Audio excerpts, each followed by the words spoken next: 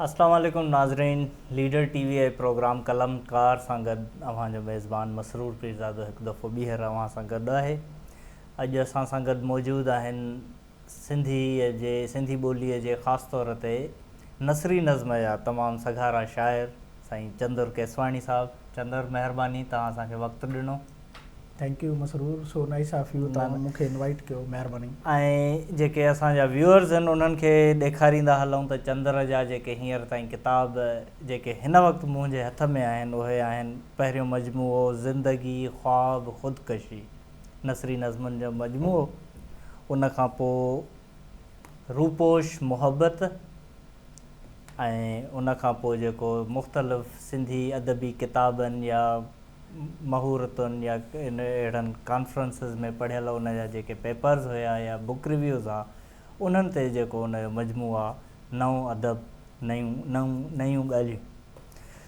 चंदुर, शुरूआति कंदासीं तव्हांजे बैकग्राउंड खां। असांजे नाज़रीन खे ॿुधायो त तव्हां हींअर जेके ही किताब लिखी हिते पहुता आहियो हिन मक़ाम ते, ऐं दुनिया या ख़ासि तौर ते सिंधी अदब जा माण्हू तव्हांखे हिकु नसरी नज़्म जो हिकिड़ो सघारो शाइर था मञीनि, त उन जो सिलसिलो कीअं शुरू थियो ऐं हेसि ताईं पहुता?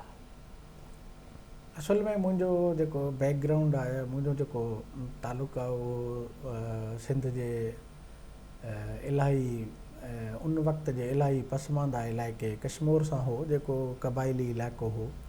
ऐं सिंध में जेकॾहिं उत्तर जी ॻाल्हि कजे थी या अपर सिंध जी ॻाल्हि कजे थी त उते असांजो इलाइक़ो हो। सो उते एॾो घणो पढ़णु लिखण जो माहौल न हो, ऐं तमामु थोरा माण्हू पढ़ंदा, पर इलाही सारा जाम सारा माण्हू अहिड़ा बि निकिता उतां जन ॿियनि खे उत्साह ॾिनो। ख़ासि तौर ते असांजे शहर मां उन अवाइली ज़माने में 60 जी ॾहाके में ख़ुदि मुंहिंजो फादर बि जेको आहे उहो पाण टीचिंग या इन पढ़ाइण जे पंहिंजो सिलसिले सां वाॻियल हो, त उनजो लिखणु पढ़ण सां इलाही वास्तो रहंदो हो। उहो पाण किताबनि जो इलाही शौक़ीन माण्हू हो। त असां जीअं पैदा थियासीं नंढड़े लाख, ऐं घरनि में किताबनि जो माहौल, किताब ऐं दुनिया जहान जो अदब, इहे ॻाल्हियूं, इहे शयूं। ऐं उन ज़माने में को टेलीविज़न वग़ैरह त न हूंदी, रेडियो ॿुधिबो, BBC रेडियो हलंदो, ॿियो रेडियो सैलून हूंदो, उन तां गाना हलंदा। सो ईअं ई इहो माहौल ईअं आहिस्ते आहिस्ते आहे त सभु जेको आहे इहो तव्हां ते पाण ते मुनसिर आहे, तव्हां ते पाण ते इहो निर्भर आहे त तव्हां जेको आहे कहिड़े नमूने कहिड़ो रस्तो वठो था, कहिड़ो दग वठो था, ऐं कीअं तव्हां अॻिते हलो था। सो ईअं ई पप्पा फादर खां जेको आहे या चिणग मिली या तहरुक मिलियो। काको जेको आहे उहो मुसलसिल सुबुह खां शाम ताईं कृष्ण चंदर, असमत चुगताई ऐं ॿिया पियो किताब पढ़ंदो। असां चवंदासीं छा आहे, चवंदो बाबा हीअ ज़बरदस्त शइ आहे। पोइ हिकिड़े दफ़े हुन नाविल पे पढ़ियो कृष्ण चंदर जो, ज़बरदस्त नाविल हो, एक गधे की सरगुज़श्त। नाविल पढ़े बसि ईअं हमरा नाविल बि पढ़े पियो, खिले मुश्के खिले न मुश्के, वरी पढ़े संजीदा थी वञे। सो मूं चयो त काका ई छा आहे, तॾहिं मां बि जेको आहे तक़रीबन 7th या 6th क्लास में हो, 6th क्लास में चई थी नाविल आहे ॾाढो ज़बरदस्त, मां पूरो कयां पोइ तूं पढ़ंदे इहो। मूं चयो अच्छा, पोइ मूंखे पहिरियों उहो नाविल पढ़ायो। माना इहो हिकिड़ो जेका इंस्पिरेशन ही तव्हांखे घर खां ई मिली? हा, उते असांजे घर में उहो काका जे करे, फादर जे करे जेको आहे न, घर में किताबनि जो माहौल हो। उहे बज़ाहिर असांजी घर में न हवेली, असांजो वॾेर को माहौल हो। ग्रैंड फादर जेको आहे उहो वॾो जागीरदार हो, ऐं शहर जो मुखी हुजण जे करे मज़ारिन सां वेझड़ाइप, सरदार आहे मज़ारी शहर जा, त उन्हनि जी एब्सेंस में हू माना हुते फ़ैसिला करणु, हे करणु, त हिकिड़ो जागीरदाराना करख़्त क़िस्म जो माहौल हो। उन में काको फादर मुंहिंजो जेको आहे उहो हिकिड़ो माना पढ़णु लिखण वारो माण्हू हो, पढ़ंदो लिखंदो, ऐं हिकिड़ो संजीदा सोबर माण्हू। उन ज़माने में मूंखे पोइ घणो पोइ शहर जे वॾड़नि ॿुधायो त बाबा पुराणे 50 ऐं 60, 40, 50 ऐं 60 जी ॾहाई में कश्मीर में सिर्फ़ु 2 पढ़ियल माण्हू हूंदा टोटल। 2 पढ़ियल में मुराद आहे त उहे उन ज़माने में BA खे तमामु वॾी पढ़ाई सम्झंदा हुआ। उहो चवंदा इहा माना ख़तमु थी वई, हद थी वई। पोइ चई उन ज़माने में BA सिर्फ़ु 2 माण्हू BA पास हूंदा। हिकु मुंहिंजो फादर, ॿियो उन जो सौट हो भीमनदास, उहो। सो चवंदा त बाबा इहे 2 माण्हू छा पढ़ियल आहे, बसि ॿियो कोई बि पढ़ियल न हो। पोइ वरी मूंखे इहा ख़बर न आहे त फादर मुंहिंजे खे जेको आहे अकेडमिक पढ़ाई खां पोइ या अदब ऐं अदबी किताबनि या अदबी इन मामलनि सां कीअं लॻाव पैदा थियो। काको पोइ घणो सियासत ऐं सियासी उन में बि इन्वॉल्व थी वियो, खाबी दुर्बी कम्युनिस्टनि सां इन्हनि सां घणो विझड़ाए। उनजो तव्हां ते असरु पियो? हा, ज़ाहिर आहे उहो हिकिड़ो बाशऊर माण्हू, रोशन ख़्याल माण्हू उन ज़माने में, पुराणे ज़माने में हिकिड़ो बाशऊर ऐं रोशन ख़्याल माण्हू, जॾहिं रोशन ख़्याली ऐं शऊर अञा ईअं उभरियो मस असां जहिड़नि इलाइक़नि में ॼण त पैदा ई न थियो न अञा। उन ज़माने में उहो रोशन ख़्याली ऐं शऊर जी भर झले पे हलियो, या उन पे भर झली उन जी रोशन ख़्याली ऐं शऊर जी, त हुन चाहियो पए त मुंहिंजी जेका औलाद आहे ऐं मां ई वॾो वॾो पुटु पैदा थियुसि ख़ानदान में, पहिरियों सोख्तो अकेलो वॾो पुटु, हुन चाहियो पए त इहो जेको आहे हीउ बि जेको आहे ईअं सोचे हीअं करे, जीअं माण्हू जा ख़्वाब हूंदा आहिनि। बहरहाल काका सां जेको आहे फादर सां जेको आहे न रिगार्ड ऐं रिस्पेक्ट मूं वटि तुंहिंजो पीउ जे बराबरि हो, पीउ वांगुरु ई हो, पर उहो मूंखे पंहिंजो दोस्त वधीक सम्झंदो, पुटु घटि सम्झंदो। उहो ईअं ई माना ईअं कचहरियूं ॻाल्हियूं मामला मसला पढ़णु लिखणु बहस मुबाहिसा। हिकिड़े दफ़े ग़ुलाम अब्बास जे अफ़साने ते इलाही छिती बहस थी पई, या लिहाफ़ अफ़सानो असम चुगताई जो, उन ते वॾी बहस थी पई। सो ईअं माना ॻाल्हियूं मामला मसला वरी उन ज़माने में। अच्छा, ऐं शेर जो जेसि ताईं ताल्लुक़ु आहे, ख़ासि तौर ते मंज़ूम शाइरी ग़ज़ल, इन्हनि जो जॾहिं इहा पॉपुलर सिन्फ़ूं हुयूं, उन वक़्तु तव्हांजो नसरी नज़्म ॾांहुं अचणु इहो कीअं फ़ैसिलो थियो, या पाण ई हिकिड़ो अचणु थियो? न फ़ैसिला थोरी कबा आहिनि। इहो त अंदरि जो इज़हार हूंदो आहे। पढ़णु घणो शुरू कयोसीं, लिखणु घणो शुरू कयोसीं, ऐं उन ज़माने में बि आऊं जेको आहे मुख़्तलिफ़ कलमी नालनि सां, पंहिंजे नाले सां न, मुख़्तलिफ़ कलमी नालनि सां मां नसर जाम लिखंदो हुउसि। पोइ उहो सियासी नसर हुजे, अदबी नसर हुजे, जाम इलाही सारो नसर लिखंदो हुउसि। ऐं शागिर्दनि जी जेका पॉलिटिक्स हुई, डेमोक्रेटिक पॉलिटिक्स, उन में बि इन्वॉल्व हुआसीं। तंहिंजे करे शागिर्दनि जा जेके उन ज़माने में लिथो स्टाइल हो, पर्चा निकिरंदा, इहे प्रेस जा पर्चा न निकिरंदा, लिथो ते छपियल स्टेंसिल कटियल कारबान ते, उहो उन में बि लिखंदा हुआसीं। ईअं नसर बेसिकली नसर लिखंदा हुआसीं। नसर लिखण सां शुरूआति थी त इज़हार जेको मूंखे आसानी लॻंदी इज़हार करण में, उहा नसर में मूंखे वधीक लॻंदी। तंहिंजे करे आउं चवंदो हुउसि त भई मूंखे इज़हार करिणो आहे, मूंखे पंहिंजो अंदरि ॿाहिरि रखिणो आहे, जेको छा चवंदा आहिनि लफ़्ज़नि जी उल्टी। मूंखे लफ़्ज़नि जी उल्टी करणी आहे, उहो हाणे कहिड़ी शकिल में कीअं कंहिं बि तरतीब में अचे थी, त बहरहाल मूंखे पंहिंजो पाण खे मूंखे इज़हार करिणो आहे, इज़हारणो आहे मूंखे। सो ईअं ई कंदा हुआसीं। पर इहो जेको पाबंद शाइरी ऐं इहे घाड़ेटा सांचा, इहे जेके न, इहे दॿा जो शिकार थियासीं असां मुसलसिल नसर लिखणु शुरू थियो त असां दॿा जो शिकार थियासीं। तव्हांखे शाइरी नथी, तव्हां पाबंद शाइरी नथा करे सघो, छो इहे शाइरी में हाणे इहो लाज़िम ऐं मलज़ूम कोन्हे त पाबंद शाइरी कजे त माना शाइरी कजे थी। ऐं ॿियो शायदि इहा दावा कॾहिं न कंदासीं, मां अॼु बि न चवंदो आहियां त मां शाइर आहियां, शाइर न आहियां।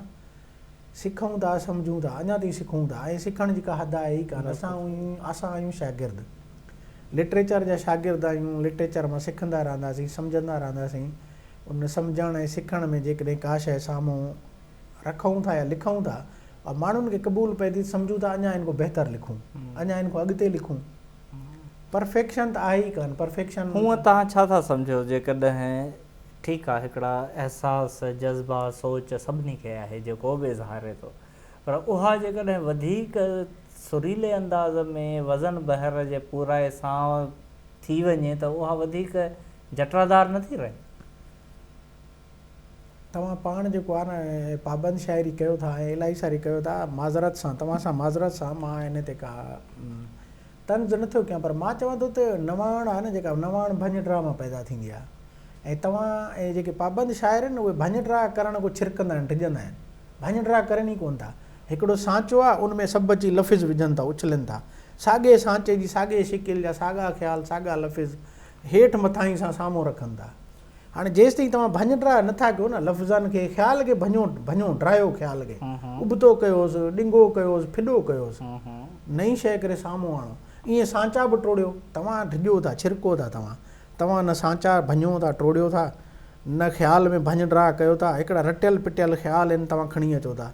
तव्हांजे ई ख़्याल खे मामूली तब्दीली सां को ॿियो माण्हू पेश करे थो, वरी उन ख़्याल खे अञा कंहिं मामूली तब्दीली सां को टियों माण्हू पेश करे थो, मां 3-4-5 ख़्यालनि खे ग़ज़ल जे ख़्यालनि या बंद खे मां साम्हूं रखां थो न, मूंखे जेको आहे न उन में जेका ईअं का अछा तराई या ईअं का वॾी ईअं विख या बिरांग नज़र नथी अचे त हिन वॾी का बिरांग भरी। तव्हांखे नसरी नज़मनि जे शाइरनि में इहा नज़र अचे थी?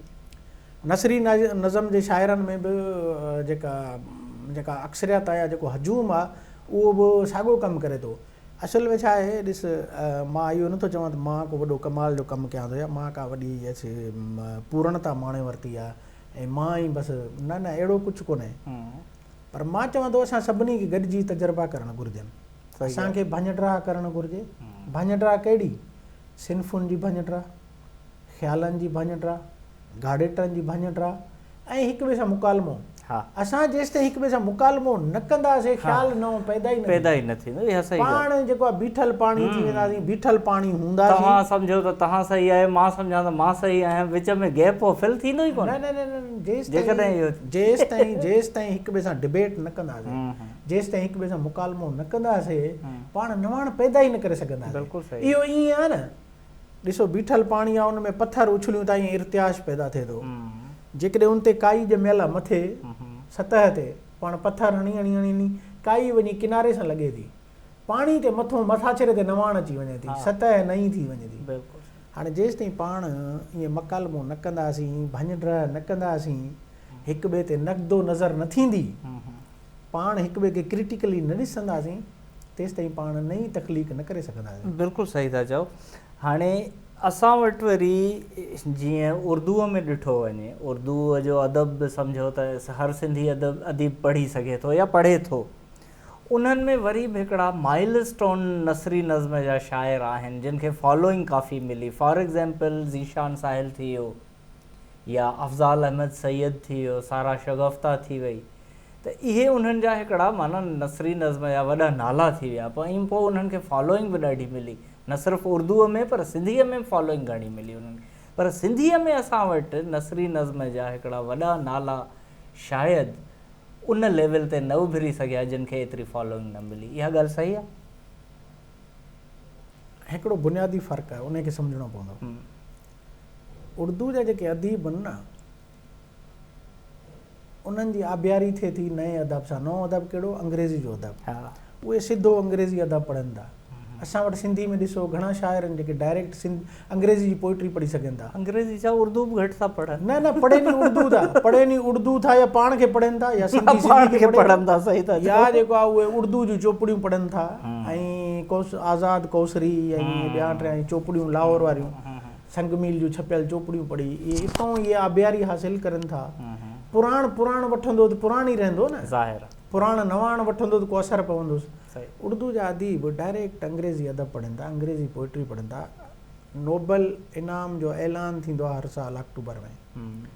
नोबल इनाम नावेल निगार खे मिले, कंहिं शाइर खे मिले, कंहिं कहाणीकार खे मिले या कंहिं गीत लिखंदड़ माण्हू खे मिले, उहे फ़ौरन जेको आहे न उन जी ॻोल्हा में लॻी वेंदा आहिनि। गूगल ते सर्च शुरू थी वेंदी आहे, उन खे माण्हू पढ़नि। असां वटि हाणे तमामु मामूली थोरी 90 जी ॾहाई खां पोइ सिंध यूनिवर्सिटी मूंखे का जनरेशन निकिती आहे जेका अंग्रेज़ी अदब सिधो पढ़े थी। न त अंग्रेज़ी अदब सिधो पढ़ण जो सिंधी में रवाज ई कोन हो। बिल्कुलु सही आहे। सिधो अंग्रेज़ी अदब पढ़ण जो रवाज कोन हो। इन जे करे उन्हनि वटि जेका नसरी नज़्म में ॻर आहे न, नसरी नज़्म में उन्हनि जी में जेका ॻर आहे या जेके उनखे वेस वॻा आहिनि या जेके उनजा रंग रूप आहिनि न, उन्हनि ते वॾो असरु आहे सिधे नवे अदब जो, अंग्रेज़ी अदब।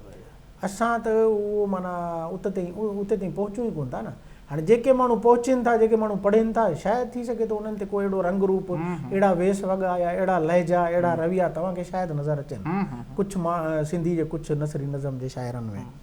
हिकिड़ा वरी गॉड गिफ्टेड सिंधी में नसरी नज़म जा शाइर हिकिड़ा गॉड गिफ्टेड आहिनि जेके पंहिंजी सिचुएशन, पंहिंजे माहौल या पंहिंजे इर्द गिर्द मूं शाइर थिया आहिनि। जीअं मुस्तफ़ा अरबाब आहे, उहो बि जेकॾहिं ॾिठो वञे त उहो उर्दू शाइरी उर्दू शाइरनि जे असर में आहे। ठीकु आहे, न उन जा मजमूआ बि उर्दूअ में ई आहिनि लिखियल। इहो वरी इहा वरी माना छा चवंदा आहिनि, उहो जेको आहे उहो पज़ीरा ई न चवां ऐं इहो वरी ऑडियंस हासिलु करण जे लाइ ऑडियंस जी विड्थ माना पढ़ंदड़नि जी वॾी हिकिड़ी मिक़दार या तादाद हासिलु सिंधीअ में घटि हूंदो उर्दू इन माण्हू जो ॾिसो न हाणे उहो ॾीआ ॾीआ लाट सां मजमूओ छपियो सिंधी नसरी शाइरनि जे चोटी जे शाइरनि जो मजमूओ छपियो हिकिड़ो उनमें नसरी शाइर न आहे उनमें गज़ल जा शाइर नवां शाइर आहे तव्हां मूंखे ॿुधायो त उन मजमूए खे केतिरी पज़ीराई मिली घणनि माण्हुनि उन्हनि खे पढ़ियो उन ज़माने में जेके नवां शाइर पे पैदा थिया उन्हनि पढ़ियो सिंधी जे आम माण्हू न पढ़ियो आम माण्हुनि उर्दू में ईअं आहे उहो जेकॾहिं मुस्तफ़ा अरबाब जेकॾहिं उर्दू में मजमूओ छपाए थो न उनखे ऑडियंस वॾो थो मिले विड्थ वॾी थी मिले पढ़ंदड़नि जी जेका पखेड़ आहे उहा वॾी थी मिले उनखे आम उर्दू पढ़ंदड़ बि पढ़े थो उनखे अच्छा ॿियो छा आहे त ॿियो उनखे दस्तरस आहे उहा जेका शाइरी में उर्दू लहजो ऐं उर्दू शाइरी जी जेका पुख़्तगी खपे उहा उन वटि कोई कंहिं हद ताईं आहे उहो जंहिं नमूने लिखे थो उहा माण्हुनि में पज़ीराई बि हासिलु करे थी क़बूलियत बि माणे थी त इन करे मां चवण जो मक़सदु इहो हो त भई हिकिड़ा पाण वटि जेके सिंधी नसर जा शाइर आहिनि हिकु त सिधी नवाण पढ़नि कोन था नवाण में मुराद आहे अंग्रेज़ी अदब सिधो अंग्रेज़ी अदब पढ़नि कोन था पढ़णु माण्हुनि खे अचे ई कोन थो घटि था पढ़नि हाणे बि कंहिंखां पुछंदव त घणा नोबेल केतिरा शाइर जेको आहे नोबेल इनाम हासिलु करे चुका आहिनि पेब्लो नेरुदा आहे एक्टिव पाज़ आहे शेमोस हेने आहे डेरिक वॉलकॉट आहे विशलवासिबोस्क आहे इलाही सारा शाइर आहिनि ॻणाइजनि त जेको आहे न जोसेफ ब्रॉडस्की आहे इलाही सारा ॻणाए करे अंग्रेज़नि ते 200 शाइर ॻणाए सघजनि था तव्हां कंहिं बि सिंधी शाइर खां पुछंदव त कंहिंजो असुलु हिकिड़ो मजमूओ पढ़ियो अथई अंग्रेज़ी में कंहिंजो बि न पढ़ियो अथई न पढ़ंदो उन वटि नवाण अचे ई कोन थी उहो पाणी जा छंडा उहे पवनि ई कोन था ताज़गी उहा पवे ई कोन थी न अंदरि में अचे ई कोन थी न ताज़गी तव्हां पंहिंजा कुझु हिते मां चाहींदुसि त नसरी नज़्म पढ़ी असांजे लीडर टीवीअ जे नाज़रीन खे ॿुधायो या जे यादि हुजनि या हिन मां पढ़ी ॿुधायो त असांखे नाज़रीन खे इन मां पढ़ी ॿुधायूं या नवां ॿुधायूं जेके नवां हुजनि हे त 90 जी ॾाह जा नज़्म आहिनि तव्हां जेके बहितर सम्झो हे अच्छा हे खुली वियो आहे हिकिड़ो मां तव्हांखे ॿुधायां हे नज़्म रिश्ता रिश्ता वक़्त सां गॾु फ़ासिला तय कनि था रिश्ता वक़्त सां गॾु फ़ासिला तय कनि था लम्हनि जीअं रिश्तनि जी माना मटिजे थी लम्हनि जीअं रिश्तनि जी माना मटिजे थी गहरे रिश्ते जी हाम त बसि रिवायत आहे सही हाणे हे त पुराणा हाणे तव्हां नुक़्ता नज़्म लिखणु शुरू कया आहिनि हिकिड़ा जेके फेसबुक ते बि तव्हांजा अचनि पिया हा उहे वन लाइनर हा नुक़्ता अंग्रेज़ी में बि लिखां पियो सिंधी में सुठो उहे कुझु ॿुधायो यादि हुजनि जेकॾहिं उहे ऐं तव्हांखे भला ॾिसां जेकॾहिं त या जेकॾहिं उहे यादि न हुजनि त हे हिकिड़ो ॿियो नज़्म तव्हांखे ॿुधायां ख़बरुनि जी रश में फाथल माण्हू तव्हां ॿुधो हूंदो मुंहिंजे ख़्याल में नाज़रीन बि ॿुधायो हा नाज़रीन खे बि ॿुधायो हूंदो इलाही हे नज़्म आहे हिकिड़ो नज़रियो बिना पैसे जो वखर आहे नज़रियो बिना पैसे जो वखर आहे हर आइडियलिस्ट माण्हू अणमुंदाए थो रदी जीअं वापराए थो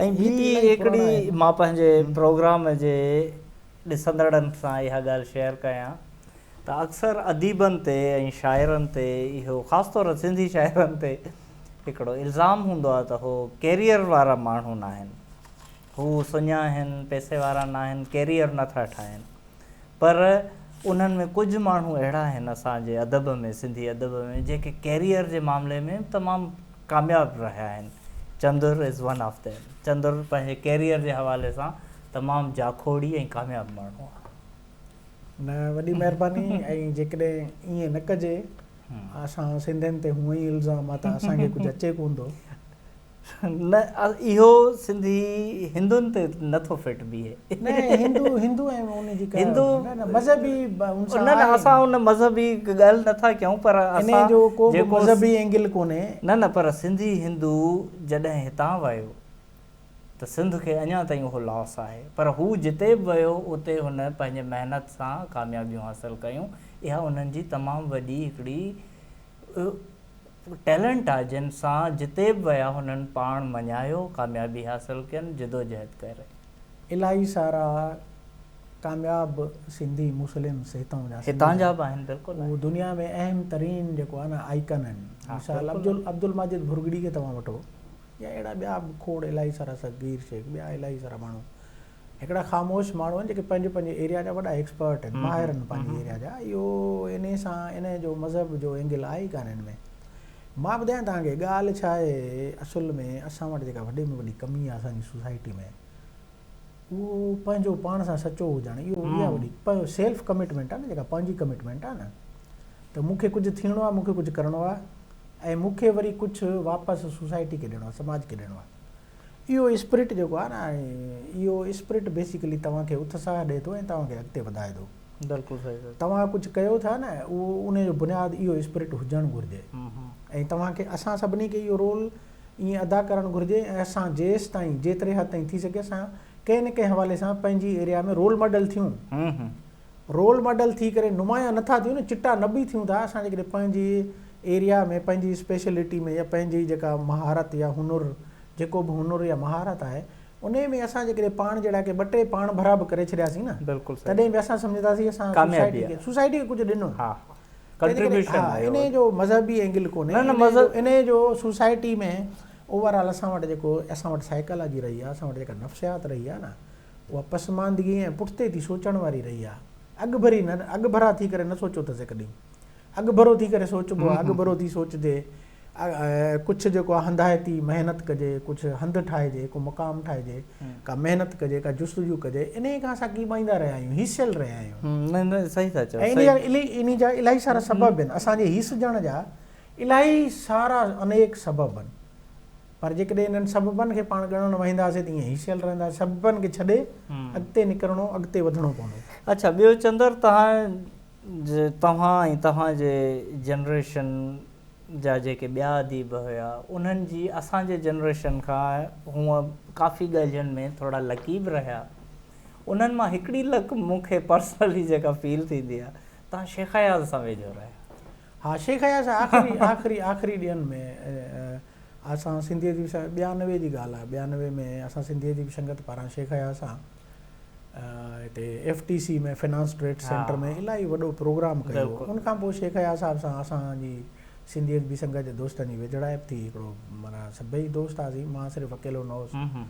ख़ुदा बख़्श, अतिया, हसन, मुजतबा, जान ख़ासकेली, अमीर बड़ो, असां सभई हुआसीं. रऊफ़, शाह मोहम्मद, इहे सभई दोस्त हुआसीं. हुन सां वेझा थियासीं. वेझड़ाइप खां पोइ वरी शेख अयाज़ साहिब खे ज़ाहिर आहे मुख़्तलिफ़ हवालनि सां ईअं वीचारो हिकिड़ो उमिरि रसीदा माण्हू, उन खे ज़ाहिर कमकार, बहस मुबाहिसे, ॻाल्हियुनि मुहाड़नि जे हवाले सां उन साईं सां इलाही सारियूं कचहरियूं थींदियूं. मुमताज़ मार साहब जे हवाले सां बि उहो साईं उन जे वेझो मुमताज़ साहब, त उन सां बि गॾिजी इलाही कचहरियूं थियूं. अनवर बड़े सां गॾिजी इलाही कचहरियूं थियूं. पोइ रेगुलर ईअं इलाही सारियूं कचहरियूं थींदियूं शेख अयाज़ साहब सां आख़िरी ॾींहंनि में, आख़िरी हुनजे वक़्त में. न इहा मुंहिंजे ख़्याल में भाॻ वारी ॻाल्हि आहे. हिकु दौर जे तमामु वॾे लेखक सां माण्हू कचहरियूं करे सघे उन सां. शेख अयाज़ जो आतम कहाणी जो जेको पहिरियों किताबु आयो न, किथे न वञिबो थक मुसागर, उहो पहिरियों किताबु आयोसि त उन मुमताज़ मार खां पुछियो कि त सिंध जा जेतिरा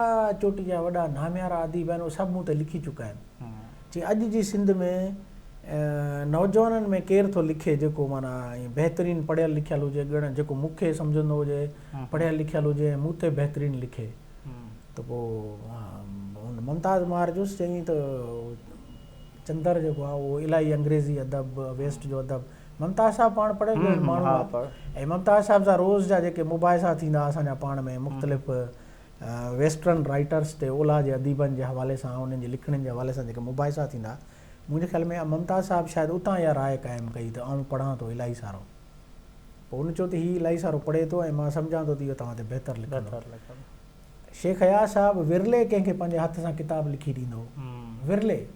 उहो किताबु आयो हुउसि अञा माना पहिरियों फस्ट या सेकेंड डे हुउसि, किताबु खणी लिखी मूंखे ॾिनई. चई चंदर केसवाणी ऐं जान ख़ासकेली लाइ सुखड़ी. ऐं मूंखे चई त इन ते जेको आहे रिव्यू लिखी करे उहो मूंखे पढ़ाइजांइ ऐं पोइ छपाइजांइ. मूं चयोमांसि साईं पढ़ाईंदुमि कोन तव्हांखे, बाक़ी छपाईंदुमि सही. चई न पोइ न छपाइजां तूं. मां ठीकु आहे साईं, मां न छपाईंदुमि. मूं ऐं किताब वरितो, किताब त मूं रिव्यू लिखियो, किताब मूंखे जेको आहे न हुन में मूंखे इलाही सारो ए report to Jericho, report to Greco, Jericho, report to Jericho किताब उन जो उहो माना हुन यूनान में अंदरि सफ़र कयो हो पंहिंजे ई मुल्क में, त उन जी रोशनी में उन जे असर में हुन जेको कुझु लिखियो काज़ानज़ाकिस मां मुतासिर हो काफ़ी, अयाज़ मुतासिर हो। पोइ मूं हुन में ईअं हवाला ॾिना त मूं चयो त थर जे हवाले सां जेको हे अहवाल आहे, हे अहवाल वीरावा में टुॿी ॾेई ऐं ॿाहिरि निकितुसीं हो ईअं हुन लिखियो। पोइ मूं चयो त हीअ जेको आहे ईअं माना हे असर में माना ईअं आहे। मां साईं खे मज़मून कोन पढ़ायो, मूं सिधो छपराए जो। उन ज़माने में सिंध सुजाॻ मशहूरु परचो, अदबी परचो मंथली निकिरंदो अवामी आज़ारनि जो, सिंध सुजाॻ। मूं हुन में छपराए छॾियो त सतार पीरज़ादो सिंध अवामी आवाज़ में कमु कंदो मरहूम, उनजो अदबी पेज कढंदो, हुन परचो खणी अची ॾिनोसीं त मज़मून छपजी वियो, हिन में हीअं लिखियलु आहे। अयाज़ इलाही कावड़ कई, चई त तव्हां जेको आहे तव्हां सां तय थियो त तव्हां, मूं चयो साईं तय न थियो, मूं इख़्तिलाफ़ु कयो त मूं चयो तव्हांखे मज़मून न ॾेखारींदुमि। बहरहाल अयाज़ साहब आख़िर ताईं इलाही वेझड़ाए पाई। न इहा मुंहिंजे ख़्याल में वॾी भाॻ वारी ॻाल्हि आहे। ऐं चंदर, असां बसि प्रोग्राम जे आख़िर में थोरो ईंदासीं। तव्हां हूअं त नसरी नज़्म जी सुञाणप आहे तव्हांजी, पर तव्हां हिकु अधु ग़ज़ल बि लिखियो न? हिकु अधु न, पंज घणा? अच्छा हलो ठीकु आहे। जंहिंमें हिकिड़ो शहर मुंहिंजो शहर वारा अजनबी, उहो काफ़ी मक़बूल बि वियो। मुंहिंजे ख़्याल में काफ़ी माण्हुनि तव्हांजे नसरी नज़्म खां वधीक उन ग़ज़ल खे पसंदि कयो। हा, उहो मां शाइर मुंहिंजो कश्मीर पस मंज़र में उहो जेकॾहिं तव्हांखे यादि हुजे। हा यादि आहे, बिल्कुलु मां तव्हांखे ॿुधायां थो। उहो हुयो त शहर मुंहिंजो शहर वारा अजनबी, शहर मुंहिंजो शहर वारा अजनबी, साह जा सारा सहारा अजनबी, शहर मुंहिंजो शहर वारा अजनबी, साह जा सारा सहारा अजनबी, ओपरी तशबी सारी सूंह जी, ओपरी तशबीह सारी, ओपरी तशबी सारी सूंह जी, जिस्म जा सभु इश्तियारा अजनबी, तो पुॼाणा ओपरी थी काइनात, तो पुॼाणा ओपरी थी काइनात, चंड सूरज ऐं सितारा अजनबी। वाह वाह। काल मोटियुसि शहर खां वापसि जॾहिं, काल मोटियुसि शहर खां वापसि जॾहिं, ॻोठ मुंहिंजे जाइ चारा अजनबी, शहर मुंहिंजो शहर वारा अजनबी, प्यार जूं सारियूं पुकारूं ओ पुरियूं, प्यार जूं सारियूं पुकारियूं ओ पुरियूं, आशिकीअ जा सभु इशारा अजनबी, मूमलूं मटिजी वियूं हूं ओचितो, मूमलूं मटिजी वियूं, मूमलूं मटिजी वियूं हूं ओचितो, काक जा भी थिया किनारा अजनबी, मूमलूं मटिजी वियूं हूं ओचितो, काक जा भी थिया किनारा अजनबी, सोज़ जो हर साज़ पंहिंजो थिए लॻो, सोज़ जो हर साज़ पंहिंजो थिए लॻो, नींहं जा तोड़े निगारा अजनबी, सोज़ जो हर साज़ पंहिंजो थिए लॻो, नींहं जा तोड़े निगारा अजनबी, नाव केॾा प्यास जा दुनिया रखिया, नाव केॾा प्यास जा दुनिया रखिया, नाव केॾा प्यास जा दुनिया रखिया, तो न सम्झा छो उञारा अजनबी, शहर मुंहिंजो शहर वारा अजनबी, साह जा सारा सहारा अजनबी। वाह वाह वाह वाह, महिरबानी चंदर, तव्हां असांखे टाइम ॾिनो। प्रोग्राम इट्स माय प्लेजर, तव्हां मूंखे जेको आहे इनवाइट कयो, सो नाइस ऑफ यू। न वरी बि असां तव्हांखे घुराईंदा रहंदासीं, थोरो तकलीफ़ ॾींदा रहंदासीं हिते अचण जी। इन बहाने असां मुख़्तलिफ़ किताबनि ते, सिंधी अदब जे ख़ासि तौर ते शाइरीअ जे मुख़्तलिफ़ मूड्स ते, इन्हनि ते बहस कंदासीं।